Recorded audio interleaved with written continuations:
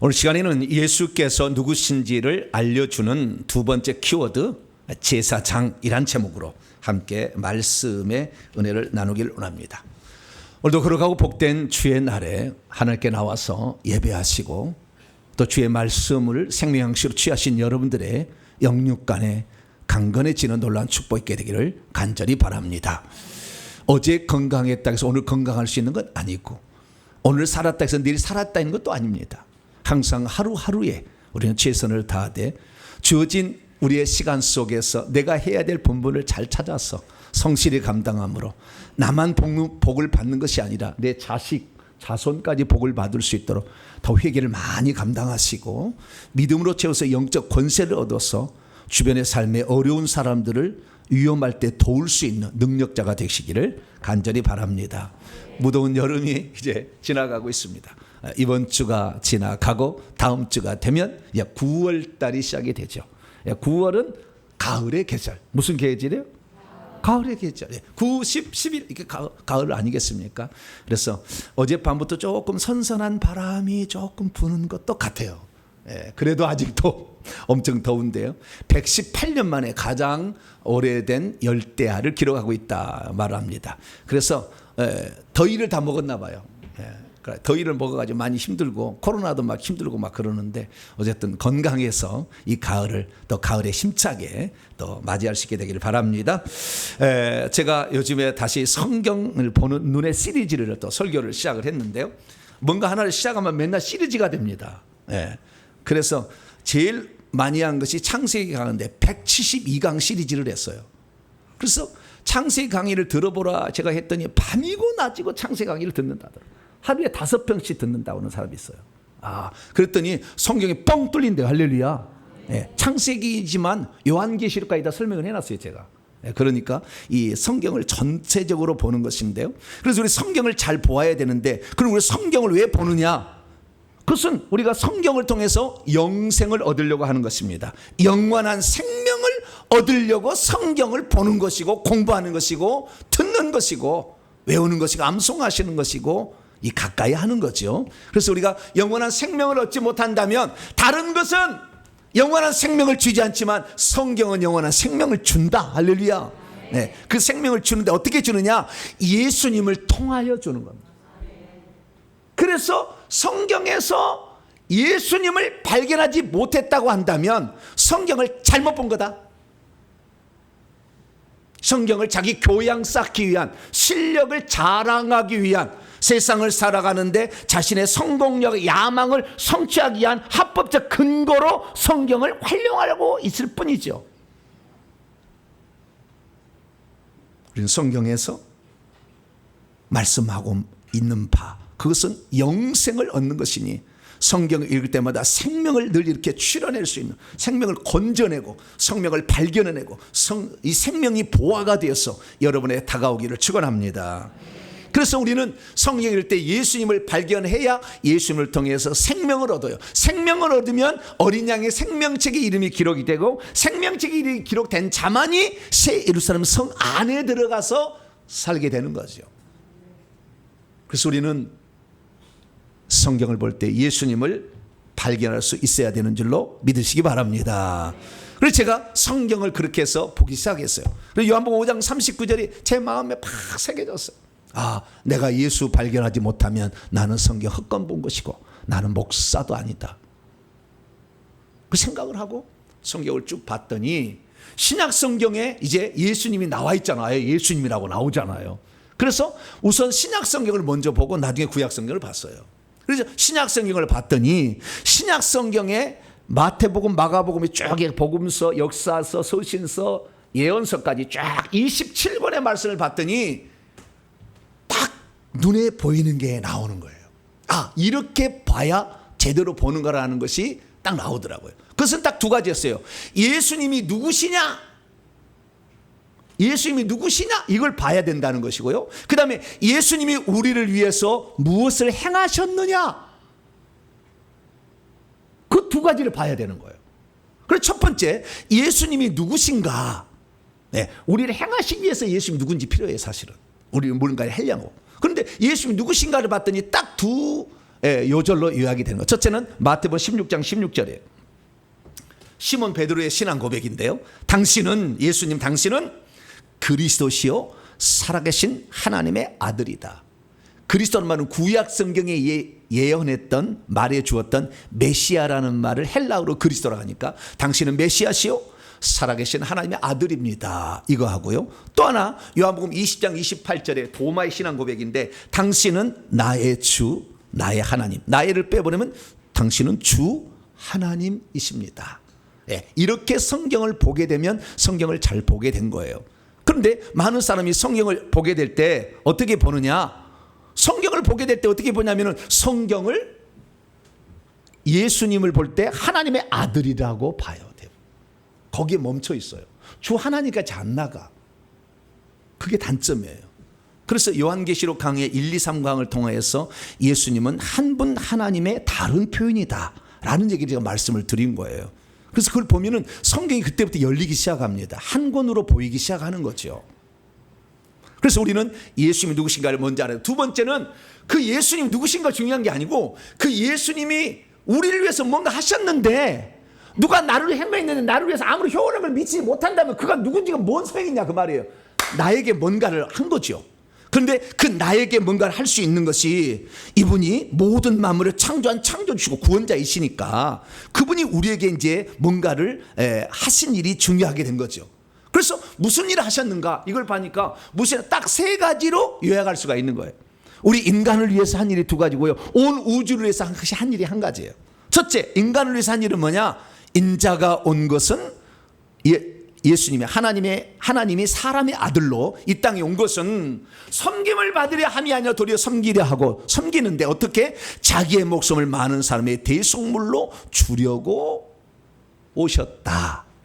그래서 속죄하는 일을 예수님이 하시러 오셨다. 이렇게 첫 번째 정의할 수가 있게 되는 거죠. 그래서 첫 번째 예수님은 속죄 주는 자 예수라 정의할 수 있겠죠. 그 다음에 두 번째는요. 요한복음 10장 10절에 예수님이 말씀하신 건데요. 도둑놈, 이건 사탄 마귀 귀신들이에요. 우리의 건강을 도둑질하고 우리의 믿음을 도둑질하고 또 죽이고 멸망시키는 거지만 내가 예수님이 온 것은 양 하나님의 목자 되심을 알고 따라가는 그 양들, 우리 인간들을 가리킨 거죠. 그 인간들로 하여금 생명을 얻게 하고 또 풍성히 얻게 하려고 오셨다. 그래서 두 번째는 생명을 얻게 하려고 오신 거예요. 할렐루야. 예수님이 이 땅에 오신 이 목적이 이 두 가지로 우리 인생을 위해서는 속죄 주는 자, 생명 주는 자다. 이렇게 정의할 수 있겠죠. 그런데 하나 더 우주적으로 더 나가봐야 돼요. 그것은 사도 요한이 이제는 요한 1서에, 아까 요한복음, 요한 1서에 뭐라고 얘기했느냐? 죄를 짓고 있는 모든 자는 다 사단 마귀, 악한 자에게 속해 있다라고 말하는 거여서 이는 처음부터 범죄를 했기 때문에 우리를 자꾸 죄를 짓게 만드는데 그러나 하나님의 아들이 나타나신 것은 죄를 짓게 만드는 마귀 자체를 없애고 마귀의 일을 폐지시키기 위해서 멸하시기 무효화시키기 위해서 오셨다 이렇게 얘기하고 있습니다. 우리가 죄 안 지려면 마귀 없으면 죄 안 짓죠. 뭐. 마귀가 유혹해서 죄를 짓는 거니까. 그래서 마귀를 몰아내야 돼요. 우리가 거룩한 우리가 예수 그리스도를 믿어서 칭의를 얻었으면 그 다음에 거룩한 단계가 된다 이렇게 얘기하는데 그래서 성화가 된다 하는데 그 성화 어떻게 되느냐? 내가 그리스도와 함께 십자가에 죽었다고 맨날 이거 암송만 할 게 아니라고 귀신을 뽑아야 돼. 귀신을 뽑지 않으면 절대 거룩하지 않아요. 그렇게 열심히 살고 했던 사람도 하루아침 팍 무너져 버려. 왜? 속에 귀신이 있는데 그 귀신 가만두간. 그래서 우리는 마귀의 일을 멸하러 오신 예수 그리스도 귀신을 그래서 예수님 공생의 3분의 1을 귀신을 쫓아내고 병든 자를 고친 거 아니에요. 그래서 이 귀신을 쫓아내는 마귀의 일을 하지 못하게 하는 죄를 지지 못하게 하는 일을 하게 하려고 예수님이 오셨음을 믿으시기 바랍니다. 그래서 이 신약 성경의 예수님의 증언은 그분이 누구시냐라는 것과 그분이 무슨 일을 하셨느냐 이렇게 딱 정리할 수가 있어요. 이렇게 보면은 가닥이 딱 잡히게 됩니다. 그럼 이 두 가지 그분이 누구시고 그분이 무슨 일 하셨냐를 하나로 합치면 어떻게 구분하냐면 예수님은 사람으로 오셨고 하나님으로 오셨다 이렇게 정의할 수 있어요. 사람으로 오신 것은 그리스도의 직무를 수행하기 위해 오신 거예요. 하나님으로 오신 것은 결국에 그분이 하나님의 아들이자 주 하나님이신데 우리를 구원하기 위해 오신 거예요. 그래서 그리스도의 직무를 통해서 우리를 구원해서 영생하시러 주님이 오셨다, 이렇게 말씀할 수가 있는 거죠. 그래서 예수님이 사람이 되신 것은 그리스도의 직무를 수행하려고 그런 거예요. 그러면 그리스도가 뭐냐? 그 그리스도는 헬라어로 뭐예요? 네? 헬라어로 기름 부음 받은 자 뜻이 뭐예요? 헬라어는 그리스도고 히브리어는 메시아예요. 자, 여러분 찾아봅니다. 요한복음 1장 찾아봅니다. 이거 안 나와요? 요한복음 1장에 40, 요한복음 1장 41절에 메시아가 뭐냐? 그리스도란 말이에요. 자, 요한복음 1장 41절 시작. 그가 먼저 자기 형제 시몬을 찾아 말하되 우리가 메시아를 만났다고. 메시아는 번역하면 그리스도. 아, 메시아가 그리스도 똑같은 말이구나. 똑같은 말이에요. 메시아는 히브리어, 그리스도는 헬라어. 그래서 그리스도의 직무를 수행하러 오셨는데 그 메시아라는 말을 시편 2편 2절에 보면 기름 부음 받은 자라고 메시아흐 딱 돼 있어요. 히브리어로 보면 메시아흐, 기름 부음 받은 자, 이렇게 돼 있어요. 그러면 그 기름 부음 받은 자가 뭐냐? 딱 세 종류만 기름을 부었어요. 하나님이 당신의 종으로 쓰려고 어떤 직무를 수행하기 위해서, 직분 세우기 위해서 기름을 부었는데 왕, 제사장, 선지자, 요 사람만 기름을 부었죠. 그래서 예수님이 이 땅에 사람이 되어 오신 것은 그리스도의 직무를 수행하기 위해서 오신 건데, 그 그리스도의 직무를 수행하러 오셨기 때문에 우리는 성경을 통해서 예수님이 왕이라는 것을 발견할 수 있어야 되고, 예수님이 제사장이라는 것을 발견해야 되고, 예수님이 선지자라는 것을 발견해야 됩니다. 지난주 금요일 날 제가 예수님이 이 땅에 왕으로 오셨다는 것을 창세기부터 요한계시에 풀어줬어요. 쭉 한번 보시고요. 오늘은 두 번째 시간입니다. 예수님이 제사장으로 오셨다. 왜 그러면 예수님은 제사장으로 오실 수밖에 없었을까? 왜 오실 수밖에 없었을까? 오셔서 대체 그럼 무슨 일을 하셨을까? 우리는 그걸 알아야 성경을 제대로 봐서 영생을 얻게 되는 것입니다. 자, 그래서 오늘은 예수님이 제사장에 어떻게 제사장이 되셨고 제사장의 직무를 수행하심으로 우리에게 어떤 혜택을 베풀어 주셨고 우리에게 무엇을 바라는지를 한번 살펴보기를 원합니다. 자, 오늘 본 말씀 어떤 말씀입니까? 예수께서 더 좋은 언약의 중보자가 되시어서 우리를 구원하기 위해서 그분이 하나님의 아들이셨음에도 불구하고 이 땅에 대제사장이 되사 당신을 힘입고 따라오는 모든 자들에게 구원을 주신다라고 했다는 말씀입니다. 예수께서는 나중에 보겠습니다마는 레위 지파를 따르는 제사장으로 오신 것이 아니라 유다 지파의 후손으로 오셨음에도 불구하고 어떻게 제사장이 되실 수 있었던 것일까요?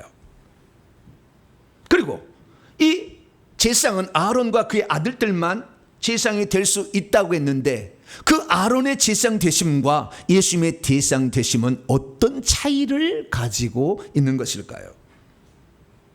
예수 그리스도께서는 히브리서 기자에 의하면 멜기세덱의 반차를 따르는 제사장도 되신다라고 말씀하고 있는데 대체 멜기세덱의 반차를 따르는 제사장은 왜 예수님의 예표가 될 수 있는 것일까요? 오늘 볼 말씀은 AD 65년에서 66년경 히브리서 기자가 아마 바울로 추정됩니다. 로마에 있는 유대인 그리스도인들에게 보내는 편지의 한 부분을 말하고 있습니다. 이때 히브리서 기자는 예수님이 제사장이 된 것은 아론의 반차를 따르지 아니하고 멜기세덱의 반차를 따라서 된 것인데 이것은 예수님이 영원히 제사장으로 계시기 위함이요, 이 예수님의 제사장적 직분은 영원히 계시기 때문에 그물을 힘입어 나오는 모든 자들에게 영원한 구원의 근원이 되셔서 우리를 구원으로 인도한다라고 했다는 말씀입니다. 자, 믿음이 있어도 예수님께서 어떻게 제사장이 되셨고 또 그 직무를 수행하셨는지를 잘 모르면 어떻게 예수께서 구약의 아론 지파의 제사장으로서 속죄 제사를 완성했는지 가물가물합니다. 믿음이 있어도 예수께서 어떻게 제사장이 되셨고 그 직무를 수행하시는지 잘 모르면 예수님은 아론 반차뿐만 아니라 멜기세덱의 반차를 따르는 제사장으로 오셨다는 히브리서 기자의 말을 잘 이해하지 못합니다. 믿음이 있어도 예수께서 어떻게 제사장이 되셨고 그 직무를 수행하시는지 잘 모르면 예수님의 제사장직은 이 세상에서만 필요한 직분이 아니라 하늘에서까지 계속된다는 것을 잘 모를 수 있습니다. 믿음이 있어도 어떻게 예수께서 제사장이 되셨으며 그 직무를 수행하셨는지를 잘 모르면 인류를 구원하기 위해 예수께서는 제사장도 되시고 제물도 되시고 성막도 되셨다는 것을 보지 못합니다. 믿음이 있어도 예수께서 어떻게 제사장이 되셨고 그 직무를 수행하셨는지를 잘 모르면 모든 인류의 죄가 예수 그리스도의 피로 말미암아 속죄를 얻어서 생명을 얻는다는 것을 지나쳐버리고 말 수 있습니다. 믿음이 있어도 예수께서 어떻게 제사장이 되셨고 그 직무를 수행할 잘 모르면 예수님은 인류를 위한 대속제물로 죽으셨기 때문에 오늘도 그분을 힘입는 모든 자들에게 구원의 근원이 되신다는 것을 발견하지 못합니다. 믿음이 있어도 예수께서 어떻게 제사장이 되시고 그 직무를 수행하시는지 잘 모르면 예수님이 제사장의 직무를 수행하러 오셨다는 것을 지나쳐버립니다. 예수께서 믿음이 있어도 예수께서 어떻게 제사장이 되시고 그 직무를 수행하는지 잘 모르면 그분이 이 세상에 오신 것은 나무에 굴림하라는 것이 아니라 제사장이 되어서 섬기러 오셨다는 것을 놓쳐버리고 말게 될 것입니다. 그러므로 저와 여러분은 예수님이 이 땅에 제사장이 되신 것을 우리를 섬기기 위한 직분을 취한 것이고 그 직분을 통해서 우리를 살려내고 구원을 주셨음을 믿어서 우리들도 예수님의 뒤를 따라 남에게 구원을 받도록 도와주며 또한 그들이 생명의 나라에 들어갈 수 있도록 기도해주고 중보해주는 복된 성도가 되기를 축원합니다. 그래서 우리는 성경을 볼 때 예수님이 누구신가? 이것은 예수님이 무슨 일을 하셨는가를 위해서 필요한 거예요. 사실은 예수님이 하나님이어야 되는 이유가 있어요. 네, 사람이어야 되는 이유가 있는 거죠. 우리를 위해서 뭔가를 하려고 하는데 우리를 위해 하는 것은 속죄. 첫 번째는 속죄. 죄를 용서해 주려고 하나님이 사람 된 거예요. 사람이 사람 되면 속죄할 수 없어요. 하나님이 사람 돼야 돼. 흠없는 아담 이후에 죄가 없는 또 다른 둘째 아담으로 오셔야 되는 거죠. 그래서 예수 그리스도께서는 하나님이시면서 사람이어야 될 것은 우리의 속죄를 위해서 그런 거예요. 속죄를. 그 다음에 그분이 하나님이어야 될 둘째 이유는 그분이 우리에게 생명 주려고 그러는 거예요. 생명. 사람은 사람의 생명만 줘요. 피를 통해서. 우리는 하나님의 생명을 줄 수 없어요. 하나님의 생명은 하나님의 생명을 가진 자. 요한복음 5장 26절 아버지께서는 자기 속에 생명이 있음 같이 아들에게 주어 그 속에 있게 하셨다. 요한일서 5장 12절 아들이 있는 자에게는 생명이 있고 아들이 없는 자에게는 생명이 없어요. 그래서 예수님에게 생명을 줬기 때문에 예수님이 이 땅에 아들로 육체로 존재할 때는 예수님만 독생자 아버지의 생명을 가지고 이 땅에 온 자라는 것이죠. 그래서 예수님이 사람이 아니라 하나님이시야 하는 것은 그분이 하나님의 생명을 가진 유일한 사람으로 오셨기 때문에 그래서 그분이 우리에게 생명을 주는 거죠. 그러나 그 생명을 얻지 못하도록 죄짓게 만드는 장본인데 마귀도 멸해야 우리가 완전 게임으로 끝나는 거 아닙니까? 예. 귀신을 정복하지 않으면 절반도 아닐 수 있어요. 정복이 잘 안 되는 거예요. 그래서 예수님은 귀신을 정복하기 위해서 오셨다라는 사실을 통해서 우리는 예수님의 공생애가 결국에 3분의 1이 귀신을 쫓아내는 축사사역이 됐다라는 걸 통해서 오늘 우리의 삶에 어려운 문제 있으면 회개하고 축사할 수 있기를 축원합니다. 자, 그래서 우리가 이 생명을 오늘 받았는데 이 생명은 어떤 생명이냐? 다음에 또 하겠습니다만 아버지께서 아들에게 주신 생명으로 이것은 영원한 생명이라고 그래요. 무슨 생명이요? 영원한 생명. 이 영원한 생명은 죽음이 사망이 파괴할 수 없는 생명, 마귀가 정복할 수 없는 생명, 죽어도 다시 사는 생명, 영원히 사는 생명이죠. 이 생명을 예수님이 자기 속에 갖고 있다가 죽어야 꺼내주니까 그래서 죽으심으로 하나님이 이 땅에 떨어 죽지 않는 하나를 그대로 그 죽은 많은 열매를 맺듯이 그 생명을 주시려고 죽은 것이다. 그러니까 예수님의 죽음은 우리의 속죄를 위한 죽음뿐만 아니라 생명을 분배해 주려고 한 거예요. 속에 있는 거 줘야 될 거, 까서 줘야 될 거 아니에요, 이렇게. 그래서 죽음이라는 것이 우리는 예수님을 비참하게만 볼 필요 없어요. 물론 우리 죄를 위해 죽은 것은 정말 비참한 죽음으로 죽었지만, 저주의 죽음으로 죽었지만, 또 다른 것은 당신의 생명을 위해 해방하기 위해서 죽으셨다. 할렐루야. 죽음을 다르게 볼 수도 있어야 되는 거죠. 우리는 예수님을 그래서 속죄 주는 자, 생명 주는 자로 경험을 하게 되는 것이죠. 그래서 예수님은 죽었다 부활하셔서 이것 위해서 사실 오신 거예요. 사실 속죄 주는 자는 죄 안 지었으면 필요 없는 거예요. 이 직분은. 그래서 플랜 B가 작동된 것은 생명을 주려고만 하는 것이 플랜 A요. 그런데 생명을 주는데 죄를 지어가지고 더 이상의 죄를 지은 상태에서 생명을 얻으면 안 되니까, 영원한 지옥에 갈 수 있으니까 주님께서 먼저 플랜 B로 작동해가지고 속죄를 먼저 하고 그 다음에 생명을 주는 겁니다. 할렐루야. 그래서 우리는 플랜 B로 작동이 됐지만 예수님을 통해서 속죄도 받으시고 생명도 받으셔야 됩니다. 할렐루야. 그래서 이 생명을 이제 해방하기 위해서 주님이 오신 것이 보혜사 성령이에요.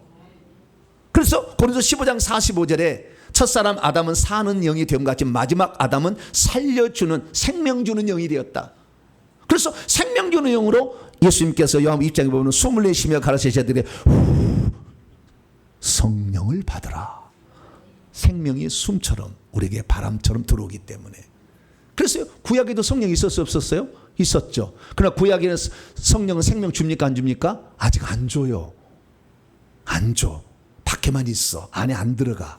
근데 예수님이 죽고 부활하심으로 그 생명을 성령에 주셔가지고 생명 주는 영이 되오심으로 오늘 예수 그리스도를 믿는 오순절 성령님 AD 34년 이후에 모든 사람들은 바로 예수님을 영접할 때 생명이 안에 들어와서 생명을 얻는다. 할렐루야.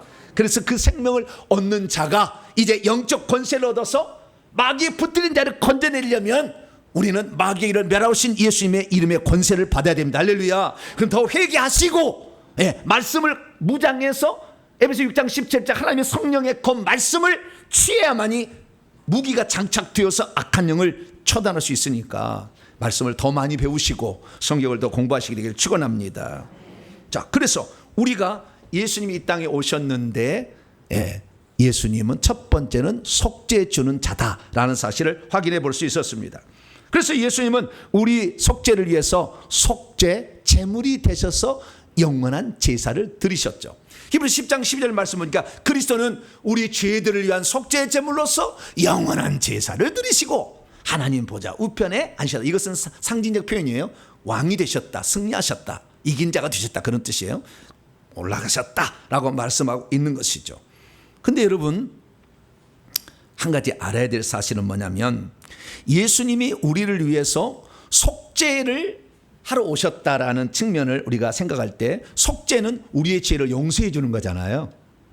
근데 예수님이 십자가에 죽으실 때에 죽지 않으면 안 되었었나요? 피 흘림이 없은즉 사함이 없잖아요. 그래서 피 흘리시면 되잖아요. 그렇잖아요. 꼭 죽어야 되는 이유는 뭐죠? 피 흘리시면 되지. 아무도 생각을 안 해보셨네. 그냥 피만 흘리시면 되지. 꼭 죽으실 이유가 뭐가 있었냐는 거죠. 네. 그러니까 예수님의 그 십자가상에서 이루신 것은 피 흘림만이 아니고 죽는 것도 같이 갔잖아요. 그래서 예수님의 구약 성경에서 속죄와 관련된 두 가지를 알아야 되는데, 하나는 그분이 속죄 제물로서 오셨다라는 것이고, 또 하나는 뭐냐면 유월절 양으로 오셨다고 알아야 돼요. 속죄양으로 오셨다는 것은 레위기 4장과 16장에 나와 있고요. 유월절 양으로 오셨다는 것은 출애굽기 12장에 나와 있어요. 그래서 예수님은 똑같은 양이요. 양인데 속죄 양이냐 유월절 양이냐 이걸 아셔야 되는데요. 속죄 양으로 오신 것은 피 흘리면 되는 거예요. 죽음이 꼭 중요한 게 아니에요. 피 흘리면 되는 거예요. 그런데 유월절 양이라는 것은 뭐냐면 예수님이 유월절 양이라도 누가 했냐면 고린도서 5장 7절에 바울이 그렇게 얘기했어요. 우리의 유월절 양 패스오버 대신 그 그리스도께서 희생되셨다. 그래서 우리는 유월절 양이 예수님을 알게 되는데, 유월절 양은 뭐냐? 죽지 않게 만들기 위해서 대신 죽어가는 것이 유월절 양이에요. 그러니까 우리가 죽어야 되는데 우리가 안 죽게 하기 위해서 예수님은 십자가상에서 속죄 양으로도 죽으시고 유월절 양으로도 두 가지를 다 성취하셨다. 할렐루야. 그걸 아셔야 된다는 거죠. 그래서 예수님의 피 흘림으로 우리의 죄는 용서를 받게 되는 것이고, 뿐만 아니라 예수님이 유월절 양으로 죽으심으로 우리는 죽지 않아도 된다. 할렐루야.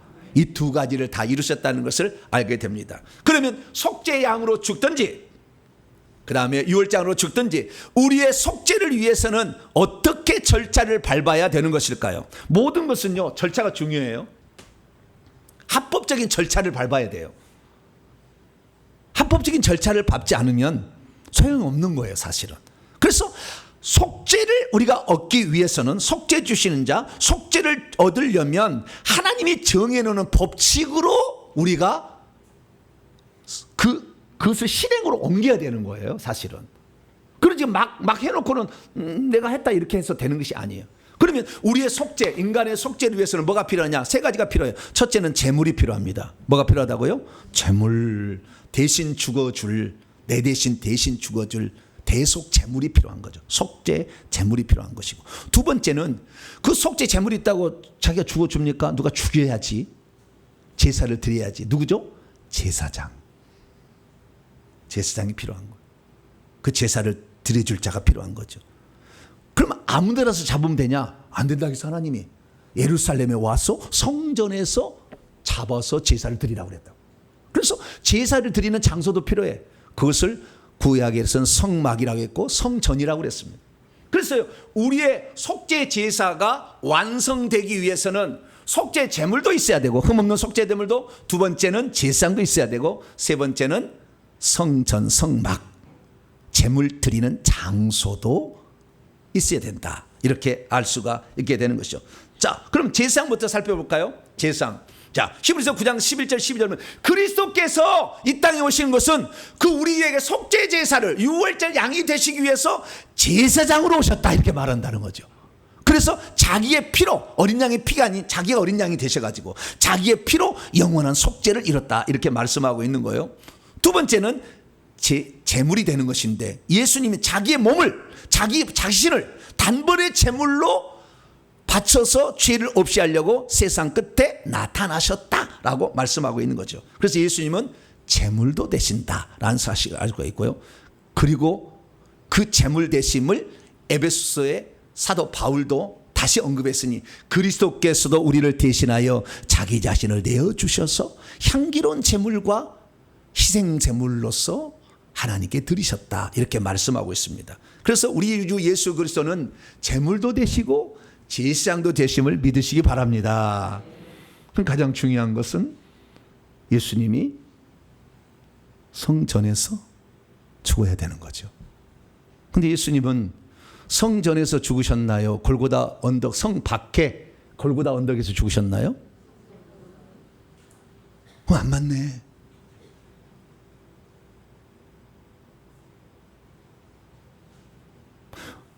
하나님은 성전에 와서 제사를 드리라고 했잖아요. 아무데나 제사하면 안 된다고 했잖아요. 성전이 짓기 전에는 어쩔 수 없었어요. 그래서 솔로몬이 기부한 산당에서도 제사를 드렸다고요. 그러나 그 다음부터는 산당을 다 없애라 그랬어요. 성전, 내 이름을 주려고 선택한 예루살렘 성전, 예루살렘 도시의 성전 안에서 제사를 드리라고 딱 정해놨어. 여기서 아니면 안 된다고 그랬다고. 그러면 예수님도 어디에서 돌아가셔야 돼요? 성전 산에 있는 그 성전에서 돌아가셔야 되는데, 예수님은 성전 산에서 안 돌아가시고 한참 떨어졌어요. 성 밖에. 여기는 동쪽이고 성전산은 북쪽에 저 밖에 안토니오 요새 너머에 거기에 골고다 언덕에서 돌아가셨어요. 그러면 이게 어떻게 하는 거예요? 율법을 이루셔야 되는데. 그런데 여러분 놀라지 마십시오. 요한복음 1장 14절이 그 답을 우리에게 던져주는데, 개혁성경은 절대 안 나와. 1000번 읽어도. 헬라 원문에 나와 있어요. 뭐라고 나와 있느냐? 말씀이 하나님이신데 하나님이 육신이 되셨대요. 이분 누구예요? 예수님이죠. 말씀 육신이 되셨는데 그리고 그분이 우리 안에 거하셨다가 우리 한글 성경인데 원문을 보니까 장막을 치셨다, 성막을 치셨다 이렇게 말하고 있어요. 이 말은 무슨 말이냐면 거한다는 말은 머무른다, 메노예요. 헬라어로는 메노. 머무른다, 살다라는 뜻인데 여기 장막을 때 스케노, 헬라 단어가 틀려. 스케네가 성막입니다. 성막이 되셨다라는 거예요. 다시 말해서. 그러니까 예수님의 몸이 뭐냐? 예수님의 몸이 이 땅에 제사를 드리기 위한 성막이다.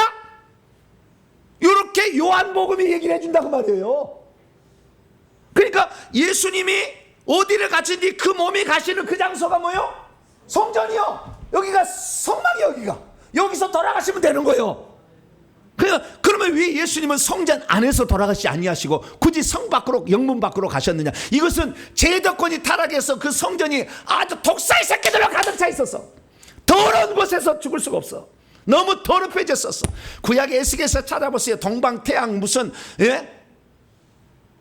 하늘의 여왕 막 이런 데다가 곤충까지 그려놓고 막 제사를 드려. 그래서 성전을 떠나버린 것이 에스겔에서 나와. 하나님, 나는 여기서 도저히 머물 수 없다. 역겹도다 이거지. 돈 바꾸고 돈 벌기 위한 수단으로 성전을 이용하고 있을 때 예수님께서 얼마나 화를 나셨어요. 거기서 죽을 수 없다. 제도권 밖으로 간 거예요. 얼마나 우리가 제도가 이런 것들이요 우리를 엄죽달싹 못하는지 몰라. 저도 장로교 목사가 됐는데요. 장로교 목사가 됐는데 장로교 목사는 맨날 장로교식으로 설교하라고 맨날 누가 그래요. 나한테 내 댓글을 달아. 왜 당신은 장로교 목사인데 장로교 목사 아닌 것들을 막 얘기를 하시냐고. 나한테 막 그래. 그러면 제가 어떻게 해야 돼요? 장로교 목사, 나 예수교 목사요 그럴까요? 대한 예수교니까 자꾸 나한테 그래. 제도권이라는 것이요 그것이 얼마나 사탄이 쓰는 거예요. 생명을 우리는 발견해야지. 할렐루야. 우리 아버지가 빨갱이였으면 내가 빨갱이입니까? 빨갱이 안 따라가면 되는 거예요 나는. 그러나 우리 아버지 아들은 아들이지. 그럼 마찬가지죠. 장로교 목사지만 저는 예수님 따라가면 되는 거지. 할렐루야. 그렇게 가는 건데 어쨌든 우리는 예수 그리스도께서 제도권이 아닌 제도권 밖으로 가셔서 광야에 벌어진 곳으로 가신 거예요. 꼭 레위기 16장에 하나는 여호와를 위해 바치고 하나는 광야로 버려진 아사셀 양처럼 주님은 성문 밖으로 가셔서 죽으셨는데 그곳이 그래서 골고다 언덕에 예수님의 몸이 성막이었어요. 할렐루야. 성전이었어요. 할렐루야. 그 자리에서 예수님이 자신을 제물로 바치고 제사장도 되셔가지고 세 가지가 한 번에 이룬 장소가 골고다 언덕이. 할렐루야. 근데 미국의 론 와이어트라는 고고학자가 예수님이 천사를 지시를 받아가지고 그 예수님이 골고다라는 말이 해골이란 말이잖아요. 해골처럼 생겼어. 거기를 봤더니 에레미야 동굴이 있었어요. 그 안에.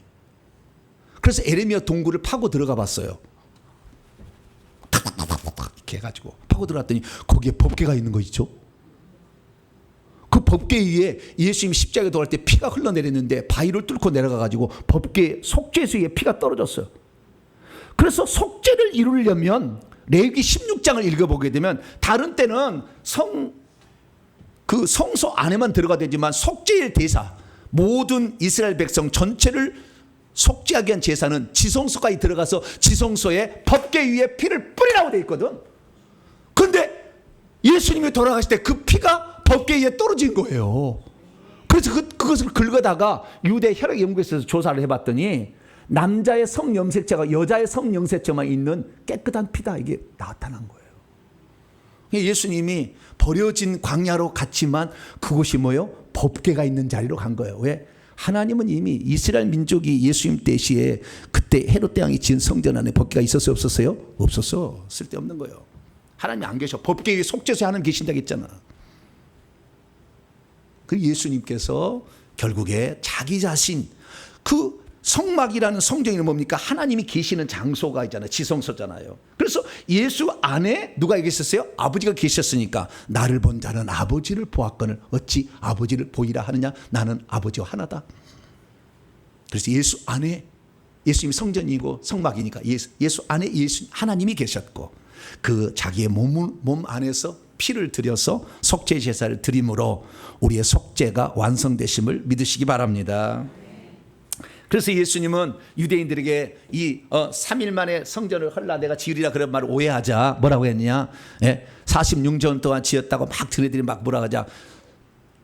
예수님은 내 몸을 3일 만에 다시 부활시키겠다는 것으로 얘기를 하심으로 성전된 자기의 육체다 얘기를 하셨다는 것을 통해서 우리는 예수님의 몸이 성막인 것을 믿으시기 바랍니다. 그래서 우리는 예수 그리스도께서 속죄 제사를 드렸는데, 그러면 속죄 제사는 어떻게 드리느냐? 제사장이 드린다고 했잖아요. 그럼 예수님이 제사장이 되려면 구약에 보면 아론 반차를 따르는 아론의 후손만 될 수 있다고 딱 규정해 놨어요. 그 전에 이런 제도가 생기기 전까지, 율법이 생기기 전까지는 아벨이나 에녹이나 아브라함, 이삭, 야곱 제단을 쌓고 어린 양을 잡았어요, 족장들이. 그러나 이제 모세 때 들어와서 하나님은 제사장 제도를 만들었으니 누구에게 제사장을 시킬까요? 네 형이다. 그래서 아론을 제사장 시켰는데, 이 제사장은 구별을 해야 돼. 귓불이 오른쪽 엄지 발가락 피를 바르고 예봇을 입고 막 이렇게 해야 돼요. 성결함을 입고 막 해서 결국에 위임식을 통해서 제사장이 되고, 이 제사장의 아들들만 제사장이 된다고 그랬어요. 그래서 레위 지파거든. 야곱의 느실의 셋째 아들이 레위고 넷째 아들이 유다인데 셋째 아들 후손만 제사장이 되는 건데, 예수님이 나 제사장이다, 나 제사 드렸다 그러면 되는 거야, 안 되는 거예요? 오늘날 그냥 나 예수이다, 나 재림 예수다 그러면 되는 거 안 되는 거예요? 안 되지. 그러고 막 되면 되나? 예수님이 그러면 제사장으로 죽었다고 이렇게 얘기를 하는데, 그럼 예수님은 아론 지파의 후손은 태어났냐? 아니요, 넷째 아들 야곱의 넷째 아들 유다 지파의 후손은 태어났어. 그럼 또 큰일 났네. 주여, 오늘 몇 번 무너지네 막. 큰일 났네. 예수님은 유다 지파 사람인데. 여러분, 헬라 원문을 보면은요 깜짝 뒤로 자빠질 일이 또 있어요. 자, 마태복음 2장 23절. 그리고 그가 예수님이, 어린 예수님이 나사렛이란 동네에 가서 거주하셨어요. 이는 왜 나사렛에서 가셨? 예수님이 갈릴리 가버나움에도 살 수 있고 벳세다도 살 수 있고 가다라도 살 수 있는데 왜 나사렛 사셨냐 이거죠. 그 나와. 이는 왜냐하면 선지자들로 하신 말씀에 장차 그가 나사렛 사람이라 칭하시라, 그러니까 일컬음을 받음이라 하는 것을 성취하려고 나사렛에 가서 사셨다. 나사렛 때 나사렛이니라 이렇게 일컬음을 받았다는 거예요. 그럼 우리는 그런가 보다 그렇게 생각하는데요, 그렇지 않아요. 이 나사렛이란 말이 무슨 말이냐? 이 나사렛이란 말이 선지자들로 이미 하신 말, 두 가지 의미가 있는 거예요. 나사렛이란 말이. 첫째는 뭐냐면, 이 나사렛 첫째는 나시린이란 뜻이에요. 나시린. 헬라요. 아니 히브리 원문에 똑같아요. 나시린이란 뜻이고, 두 번째는 네체르라는 거예요. 두 가지 의미가 선지자들로 하신 말씀을 이룬 거예요. 그래서 첫째는 나시린이 되려고 예수님이 어디로 가요? 나사렛에 가서 사시는 거예요. 그래서 그 나시는 뭐냐? 이 민수기 6장에 나오는데요, 이스라엘 자손에게 전하여 그들에게 이르라, 남자나 여자나 특별한 서로 곧 나시린이라는 서원을 하고 자기 몸을 구별하여 여호와께 드릴 수 있다라고 말씀하고 있어요. 그 나시린은 뭐냐? 나시르는 나지르에서 왔는데 나자르에서 온 거예요. 나자르라는 형용사로서 구별된, 성별된, 봉헌된이라는 뜻입니다.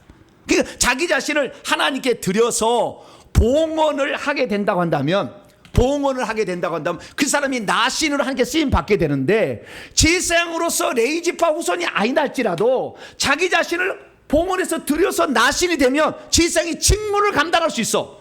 제사장은 아니지만 제사장 직무를 감당할 수 있는 거예요. 그래서 우리는 구약 성경에서 두 종류의 두 사람의 나신을 발견했는데, 하나는 사사기 13장의 삼손이에요. 삼손. 포도주와 독주를 마시지 아니하고 착도를 대지 아니하고 시체를 가까이 하지 말라고 그랬어요. 그것을 사무엘상 1장에 보면은 사무엘도 마찬가지로 그렇게 나와요. 사무엘도. 그래서 사무엘은 에브라임 지파 사람이었는데 대제사장의 직무를 해, 에봇을 입고. 왜? 나신으로 한나가 바쳤거든. 자기 자를 바쳤거든. 그래서 평생 나신으로 살아간 사람이 누구예요? 사무엘이죠. 그리고 신약에 와서는 누가 1장에 보면 포도주 독주를 마시지 아니했던 세례 요한, 나실이네요. 세 사람이 성경에 등장한 나실은 대표적인 예예요. 그런데 이 선지자들로 말미암아 나사렛 사람이다. 이 사람은 나실인으로 살 거다라고 예언이 됐다는 거예요. 민수기 6장 2절에. 뿐만 아니라 또 하나는 뭐냐면 네체르. 이것은 다음에 설교 한 편을 하냐면 이새의 줄기에서 한 호테르가 나고 그의 뿌리에서 한 네체르가 날다. 네체르라는 말도 똑같은 말이에요. 그 어근이. 네체라는 말은 가지라는 뜻인데요. 예수님이 다윗의 뿌리셔. 요한계시록 22장 16절. 다윗의 후손 온 게 아니라 다윗을 만드신 이야. 뿌리야, 뿌리.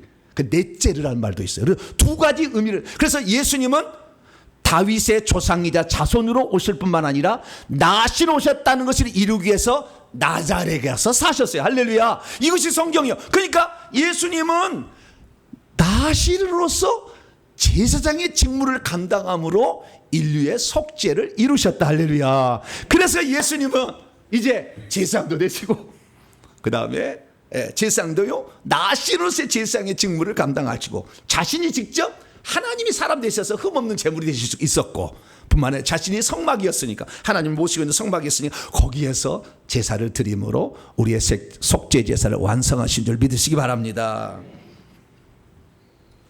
그런데 히브리서 기자가 하나의 중요한 또 다른 제사장 계열에 대해서 얘기를 합니다.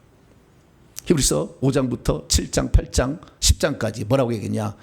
예수님은 아론 반차를 따르는 제사장으로 오지 아니하시고 멜기세덱의 반차를 따르는 제사장으로 오셨다. 또 이렇게 얘기해. 그러면 또 우리가 멜기세덱을 또 알아야 돼. 아론의 반차를 따르는 게 아니잖아. 유다 지파였으니까. 그러나 나신으로서 그 직무를 수행함으로 예수님은 속죄 제사를 완성했어요. 그런데 멜기세덱의 후사로서 이렇게 후계열로 와가지고 제사장의 직무를 감당했다는 거예요. 그러면 그 멜기세덱이 뭐냐? 창세기에 나와요. 아브라함을 축복하러 왔던 샬렘 왕 멜기세덱이 나와요. 창세기 14장 18절에서 20절. 그리고 시편 110편에 다윗에게 이제 나와요. 이 멜기세덱은. 그런데 여기 보니까 이 원조가 여기에요. 이 멜기세덱은 뭐 하는 사람이냐 이거예요. 첫째 샬렘 왕, 평강의 왕이고 멜기세덱, 체데크의 말라크예요. 의의 왕이라는 거예요. 의의 왕. 평화의 왕이시면서 의의 왕이신 그분이 멜기세덱이 떡과 포도주를 가지고 아브라함을 찾아왔어. 그런데 그 멜기세덱은 지극히 높은 하나님의 제사장, 이게 왕도 되고 제사장도 되는 거예요. 이게 결국에 성도의 마지막 신분, 예수님의 왕 제사장 되심이 우리의 마지막 신분을 그렇게 높이 올릴 건데 그걸 대심에 대한 예표겠죠. 그래서 제사장으로 오셨는데 그 제사장이 오는데 뭐 했느냐? 아브라함을 축복하는 거예요. 와가지고 뭐라고 하냐? 천지의 주이시여 천지의 지극히 높으신 하나님이여 아브라함에게 복을 주시옵소서. 그리고 아브라함에게 너희 대적을 내 손에 붙인 지극히 높으신 하나님을 찬송하리로다 하면서 축복을 하고 있어. 축복을 받았으면 그냥 입 씻어버려야 되죠. 아브라함은? 그러면 아브라함이 이때 뭐하고 왔느냐? 자기 조카 롯이 붙잡혀 갔다가 해서 318명 그냥 건들고 와가지고 밤에 그래가지고 달려가가지고 다 뺏어가지고 다시 온 거예요. 얼마나 배가 고팠겠어요. 그러니까 그에게 먹을 걸 준 거예요. 떡과 포도주를 먹을 것을 주었다라는 것이고, 그 다음에 이기고 돌아온 아브라함을 축복했죠. 그랬더니 아브라함은 자기가 그 전쟁에서 승리해서 얻은 전리품의 10분의 1을 멜기세덱에게 주었다는 거예요. 자, 그러면 아론 반차의 제사장하고 멜기세덱 반차의 제사장 무슨 차이가 있느냐? 자, 아론 반차의 제사장은 죄인을 용서하려고, 죄인을 속죄하려고 필요한 거잖아요. 멜기세덱의 반차를 받는 자는 죄인을 속죄하는 게 아니라 이긴 자를 축복하려고 그러는 거예요. 자체가 달로 제사장이. 제사장의 원형은 멜기세덱의 반차예요. 아론 반차는 플랜 B가 작동한 거예요. 죄를 지었기 때문에 필요한 제사장이요. 플랜 A는 뭐예요? 멜기세덱인 멜기세덱. 멜기세덱은 언제? 이긴 자, 싸움에서 전쟁에서 승리한 자를 복 주시기 위해 복 빌어주려고 누가 하는 거예요? 멜기세덱이 왔다 거예요. 그리고 그 사람에게 뭘 섬기게 온 거예요. 또 왜? 떡과 포도주를 공급하잖아. 그래서 예수 그리스도가 이 땅에 오셔서 예수님은 아론 반차에 게을러서 나신으로서 속죄 제사를 완성하실 뿐만 아니라 또한 멜기세덱의 제사장의 직무를 감당하셨으니 예수님이 돌아가시기 하루 전날 밤 마가 다락방에서 성자식을 하면서 떡과 포도주를 주어 나간 멜기세덱이다 이것들아. 죄송합니다. 좀 귓구녕을 좀 뚫고 성경을 좀 봐라. 성자식을 보면서 한 번도 멜기세덱을 보지 못하는 어리석은 자들이야. 그렇게 얘기한다고. 성경을 하나로 꿰뚫지 않으니까 멜기세덱이 제사장의 직무를 수행한지를 몰라. 성찬식이.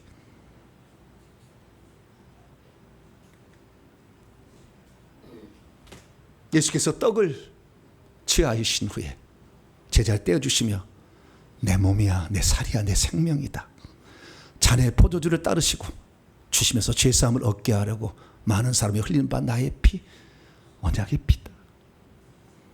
내가 멜기세덱의 제사장의 직무를 감당한다. 내가 너희를 섬기기 왔어. 내 살을 주고 내 생명을 주고 내 피를 주는 거야. 그리고 복을 비는 것이 성만찬이 끝나고 요한복음 17장 읽어봐. 대제사장 기도가 나와. 그 기도가 제자들 위한 기도예요. 제자들 축복하셔요. 하나님 아버지, 나는 세상에 더 있지 않습니다. 그러나 이 제자들은 이 세상에 있는데 어떡합니까? 거룩하신 아버지, 내게 있는 아버지의 이름으로 이들을 지켜주시고 이들이 하나가 되어서 나에게 받은 바 서로 사랑하고 이웃에게 복음을 전파하라는 이 사명을 완수할 수 있도록 주님 도와주옵소서. 기도하고 중보하고 복 빌어주는 일을 예수님이 하신 것. 이게 뭐예요? 예수님의 멜기세덱의 제사장의 직무를 수행하고 계셨다. 할렐루야. 그래서 우리는 예수님을 두 가지로 봐야 되는 거예요. 아론 반차를 따르는 제사장으로, 멜기세덱의 반차를 따르는 제사장으로. 이 두 가지 제사장의 직무를 완성하셨으니 오늘 예수 그리스도로 말미암아 떡 생명을 공급받는 것이고 포도주 속죄를 받는 것이고 그분이 우리를 위해서 보좌 우편에서 중보해 주니까 우리가 오늘 안 망하고 안 죽고 살고 있는 것이고, 그러니 주님께서는 우리에게 뭐라고 하시느냐? 내가 이 땅에 아론과 멜기세덱의 반차를 따라서 내 생명을 내준 것처럼 너희들도 다른 사람이 구원받을 수 있도록 속죄를 받을 수 있도록 내가 한 일을 좀 증언해 주지 않겠니? 이게 예수의 유언이에요. 그래서 우리는 오늘도 속죄를 받지 못해서 귀신에 시달린 그들에게 예수를 증언해서 회개해서 속죄를 받아서 천국 가게 만들어주고 성령 받아서 거듭나서 생명 얻어서 천국 가게 만들어줘야 될 줄로 믿습니다. 주님의 마음이 거기에 있는 거예요. 얼마나 그래서 주님은 천국에 갔을 때 우리를 어떻게 하느냐? 천국에서 가장 아름다운 지위는 왕이요 제사장이에요. 지위가 24 장로들이 그 일을 해요. 가장 아름다운 직무야. 근데 제사장의 직무는 뭐냐? 왕이라는 직무는 다스리는 직무지만 제사장의 직무는 하나님을 가까이 가서 섬기는 직무야. 가장 아름다운 것은요, 행복한 것은요, 천국에 들어가서 꽃밭에 가면은 집이 없어요. 텐트도 아니거든. 그럼 주님이 오실 수가 있어요, 없어요? 모르겠어요. 오실는지는 모르겠는데. 집에 뭐 있어야지 커피라도 한 잔 마시지. 커피는 아니겠지만 좌우지간. 뭐 집안이 있어야지. 저쪽 길바닥에 있는데 언제 오라고 하면. 그러니까요, 꽃밭에 간 사람은 내가 새 예루살렘 성에 들어왔다는 것으로 너무 행복하지만 그러나 주님이 언제 나를 찾아오시나? 나는 앞으로 갈 수가 없으니까. 그런데요, 가장 행복한 날이 뭐냐? 예배 드리는 날이요. 2400km 되는 그 먼 끝머리에 사는 사람들이 예배 드릴 때는 쑥 앞으로 올라가거든. 하늘 보좌 앞으로. 그래서 영광의 광경에 빛으로 쫙 만들어 거기에 딱 들어가는데 그래도 좀 가까이 가잖아요. 근데 24장도 맨 앞에, 그 다음에 14만 4천 명, 그 다음에 허다한 물인데 끄트머리에 꽃밭에 사는 사람이 있으니까 그래도 좀 가까이 가잖아. 푹 올라가니 이렇게. 예배 드린 날을 그렇게 사모한다니까. 내가 좀 더 이 땅에 샀을 때에 남을 예수님처럼 섬겨서 주님 가까이 갈 수 있는 사람이 되었으면 좋았을 텐데, 그 마음이 항상 마음에 있는 거예요. 여러분, 천국에 들을 때 주님 보좌 가까이에서 살기를 원합니까? 그러면 예수님처럼 섬기는 자가 되시기를 바랍니다. 내가 온 것은 섬김을 받으려 함이 아니라 제사장으로서, 제물로서, 성막이 되어서 모든 사람이 구원받을 수 있도록, 속죄의 은총을 받을 수 있도록 내 목숨을 제물로 내주는 것이었으니, 여러분도 나를, 예수님이 그러시는, 여러분도 나를 따라서 이렇게 섬기는 자로 살아간다면 주님이 천국에서 가까이 오라, 되게 가까이 오라. 그렇게 영광스러운 거예요. 가까이 가는 게. 빛이 막 나는 막 감격해서 막 어떻게 할 수가 없어. 그 정도로 늘 감사가 있는데, 기왕이면 여러분들도 이 땅에서 섬기는 자가 되셔서 꼭 천국에서 주님 보좌 가까이 섬기는 복된 자가 되길 간절히 바랍니다. 거룩하신 하나님, 우리 성도들이 이 땅에 태어나서 살아가는데, 예수님은 구약에 나와 있는 아론 반차의 제사장, 멜기세덱의 제사장, 속죄 양, 유월절 양이 되셔서 또 나시린으로서 그 일을 감당하셨습니다. 우리들도 그 예수님을 본받아 오늘도 그렇게 살아가게 도와 주시옵소서. 우리 주 예수 그리스도의 이름으로 기도하옵나이다.